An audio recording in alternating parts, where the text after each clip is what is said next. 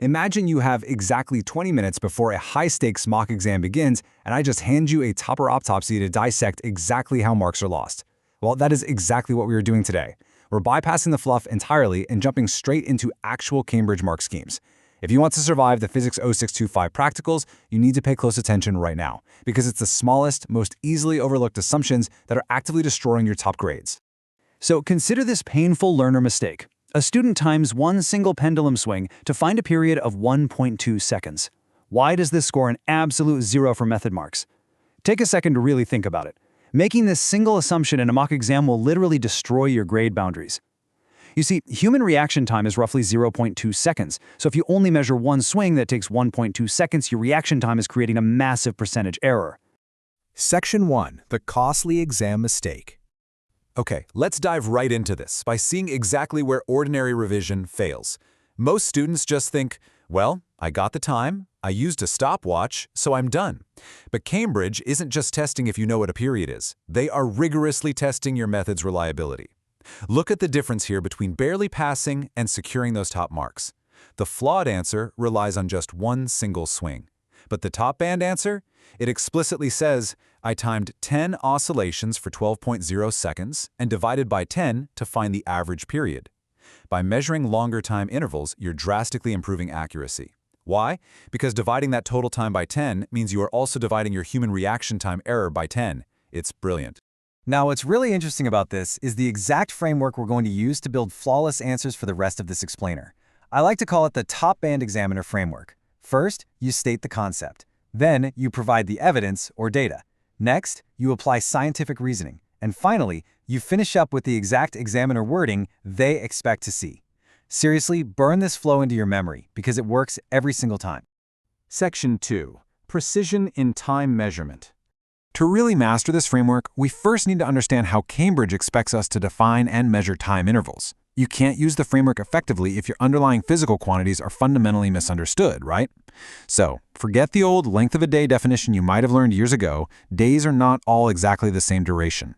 The precise, modern physical quantity measurement definition that examiners want to see is that a second is defined as the time interval for a certain number of energy changes to occur in a cesium atom. It is all about repeating oscillations, whether that's a balance wheel, a quartz crystal, or a cesium atom. And because we measure time using these oscillations, you absolutely must match your apparatus to your experiment. Stopwatches are perfectly adequate for finding the period of a pendulum in seconds, but what if you need to measure the speed of sound? Well, then you need digital clocks or photogates triggered electronically for milliseconds. And for extremely short time intervals in motion experiments, you need ticker tape timers or data loggers. Using a manual stopwatch for milliseconds instead of a photogate will cost you your grade instantly. Okay, pause and predict. How many significant figures are there in a measurement of 7.180 centimeters?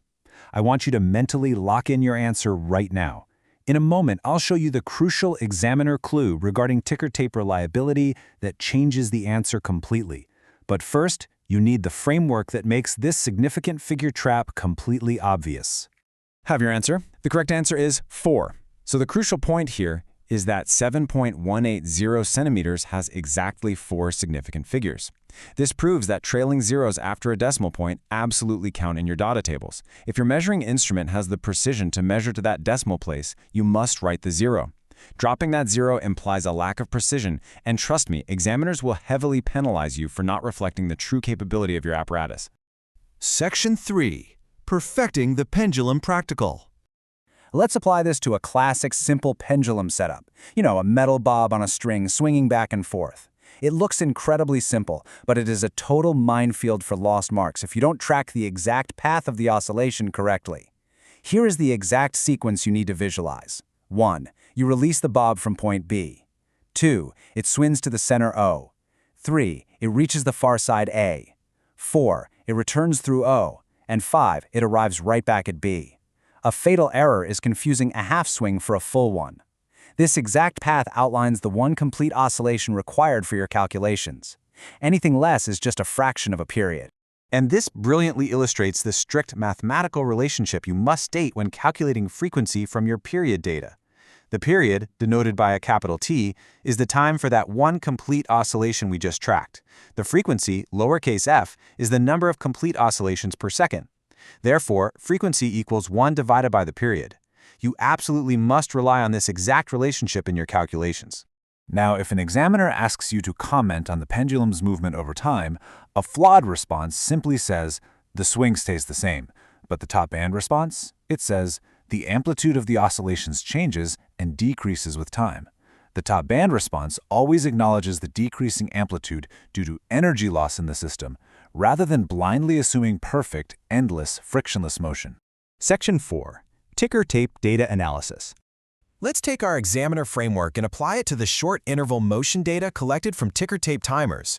We've mastered the pendulum, which operates in manageable seconds, but ticker tapes, they measure rapid fractions of a second. That means those tiny reaction times we talked about become massive percentage uncertainties if you don't handle them perfectly. Measuring 10 ticks instead of single ticks acts as your ultimate safeguard against reaction time anomalies. The flawed method tries to use a single tick interval, generating high uncertainty and completely unreliable data. The top band method explicitly uses 10 ticks to find an average value, which directly results in vastly improved accuracy for your velocity calculations. So here is exactly how you write that out on the exam paper using our framework. Concept: short interval motion. Evidence: 10 ticks used. Scientific reasoning: a larger total time divides the error over multiple intervals. And examiner wording: improves the accuracy of the average value. This proves that merely stating a fact just isn't enough. You must walk the examiner through the concept, the data, the reasoning, and the exact terminology. Section 5. The top band examiner framework applied. We've seen how to secure marks for definitions, practical setups, and data accuracy. But the stakes in Cambridge exams always escalate. You will be forced to adapt your methodology on the fly to test entirely new hypotheses. So this brings us to your interactive challenge. I want you to plan an investigation into the effect on period of a longer string and a larger bob. Use the framework we just covered to design an investigation isolating these variables without losing safety or method marks. And remember the golden rule of practical physics. You change only one variable at a time, like the length of the string, while keeping everything else, like the mass of the bob, completely constant. Oh, and you always time multiple oscillations. But here is the unresolved problem. Let's say you have the perfect method, your practical setup is absolutely flawless. But how do you evaluate sudden anomalies in your own live data? What happens if your data tables show unexpected results during the actual exam? If a value spikes unexpectedly, you need a completely different, high-level strategy to evaluate those anomalies and salvage your grade right on the spot. You really cannot afford to ignore unpredictable data. Mastering the top band evaluation framework is the mandatory next step to securing your grade when variables go wrong. Because knowing how to set up the experiment is only half the battle. Knowing how to defend your results when they deviate from the expected pattern is what truly separates standard answers from the top tier. Subscribe to our YouTube channel, Ace the Exams, at acetheexams_IGCSE to excel in your Cambridge examinations. So, are you ready to spot the hidden anomalies that could sabotage your perfect practical? Leaving this unsolved is way too big of a risk for your final grade. Ask yourself, if your data spikes tomorrow, do you actually have the framework to survive it?